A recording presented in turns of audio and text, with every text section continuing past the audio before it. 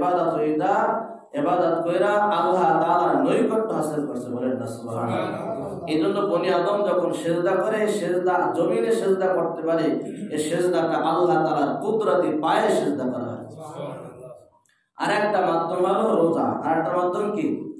বান্দা যখন রোজা রাখে, এই রোজার মাধ্যমে আল্লাহ তাআলা বলে পৃথিবীতে যত নেক আমল আছে এই প্রত্যেকটা আমলের বিনিময়ে উজরত আমি ফেরেশতার মাধ্যমে আমি দান করে দিই। কিন্তু এমন একটা আমল আছে যে আমলটার বিনিময় আল্লাহ তাআলা নিজ হাতে দান করে, বলেন না সুবহানাল্লাহ। সেই আমলটা হলো যে ব্যক্তি একমাত্র আল্লাহকে রাজি খুশি করার জন্য রমজান মাসে রোজা রাখবে বা যে সময় রোজা রাখুক না কেন, এই রোজাটা হবে রেজায়ে মাওলা, আল্লাহর জন্য। যা করি আমি আল্লাহর জন্য।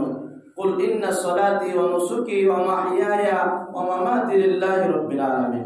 আমার নামাজ, আমার রোজা, আমার বেঁচে থাকা, আমার মরণ, যাহা কিছু আছে সব আমার আল্লাহর জন্য।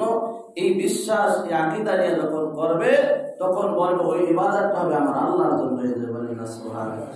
এই ইবাদতটা যখন আল্লাহর জন্য হবে, এই রোজাটা স্বয়ং আল্লাহর জন্য। আমি আল্লাহ তাআলা বলতেছে এর পুরস্কার আমি আল্লাহ তাআলা নিজ হাতে আমার বান্দাকে দান করব, বলেন সুবহানাল্লাহ।